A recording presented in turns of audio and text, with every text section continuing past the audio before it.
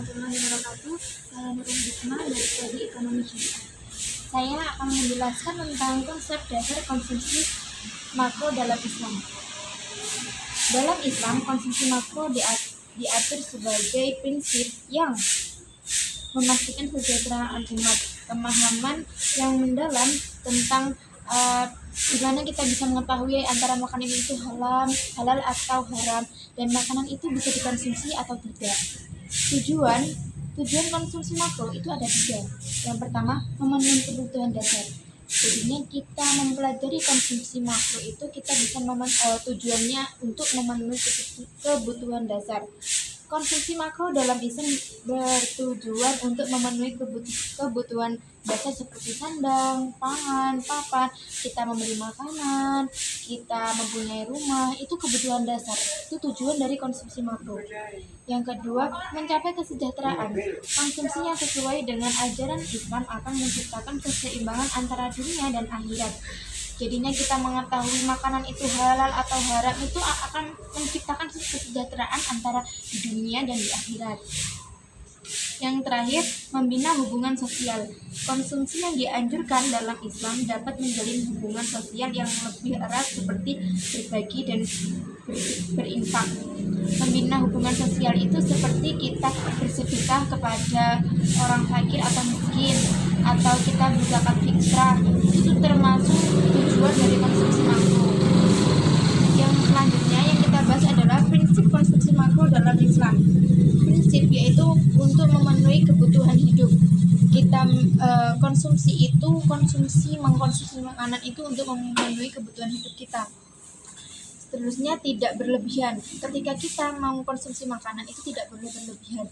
Karena apa? Itu akan menyebabkan kesehatan kita menurun. Seterusnya, memperhatikan halal dan haram. Kita harus memperhatikan halal dan haram makan dan minuman yang kita makan. Seperti biasanya kalau kita membeli makanan di toko atau di Indomaret, kita memilih yang ada label halalnya. Karena apa? Itu sangat penting untuk kebutuhan kita. Kita tahu bahwa makanan itu halal dikonsumsi atau haram. Dampak konsumsi makro yang sesuai syariah itu bisa buat ketenangan jiwa. Ketenangan jiwa karena apa? Karena kesehatan kita tidak menurun. Tidak terganggu, jadinya itu bisa membuat hati kita tenang. Yang setelahnya, keberkahan rezeki. Kita mencari rezeki yang halal, berarti kita juga bisa mendapatkan makanan yang halal. Makanan yang kita halal bisa menciptakan rezeki yang berkah. Yang selanjutnya, hubungan sosial yang harmonis. Ketika kita ada keluarga yang harmonis didasari kebersamaan, itu akan menciptakan hubungan sosial. Contoh penerapan konsumsi makro dalam Islam yaitu belanja, makan dan minum, distribusi kekayaan itu adalah salah satu contoh penerapan konsumsi makro dalam Islam. Yang selanjutnya adalah manfaat memahami konsumen makro dalam Islam. Manfaatnya itu apa? Keseimbangan. Seimbang antara apa? Seimbang antara mengkonsumsi. Gunanya untuk yang seperti saya jelaskan tadi, untuk seimbang antara dunia dan akhirat. Jadinya kehalalan konsumsi yang kita makan itu akan menyeimbangkan dunia. Kita halal mencari rezekinya, kita halal makanannya, dan di akhirat kita juga akan mendapat pahala. Yang kedua, solidaritas. Penerapan konsep ini mendorong kepedulian solidaritas sosial umat. Selanjutnya, keberkahan. Seperti yang saya jelaskan tadi, konsumsi yang sesuai syariah akan mendatangkan keberkahan atas harta dan rezeki. Yang selanjutnya, implementasi konsumsi makro di tingkat makro. Yang pertama, kebijakan ekonomi. Pemerintah menerapkan kebijakan ekonomi yang sesuai dengan prinsip konsumsi makro Islam. Yang kedua, distribusi kekayaan. Memastikan distribusi kekayaan yang merata dan adil melalui instrumen zakat, infak, dan sedekah.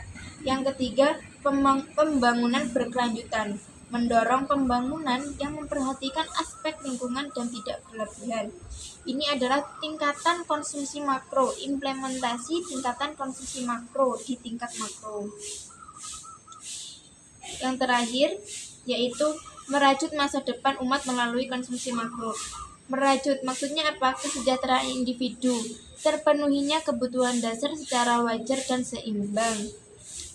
Kesejahteraan individu, jadinya masa depan yang dimaksud merajut masa depan umat melalui konsumsi makro itu terpenuhinya kebutuhan dasar secara wajar dan seimbang.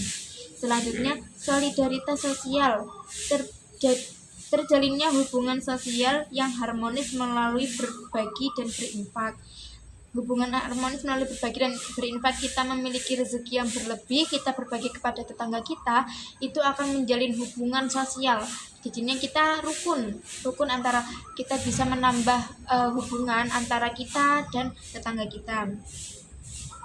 Yang terakhir, keberkahan ekonomi, terwujudnya keberkahan atas harta dan rezeki yang didapatkan.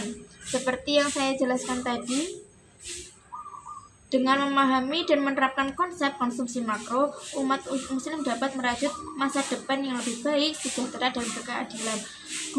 Saya mengambil judul ini karena saya berharap konsumsi makro bagi siapapun yang mendengarkan, konsumsi makro itu penting bagi kehidupan kita.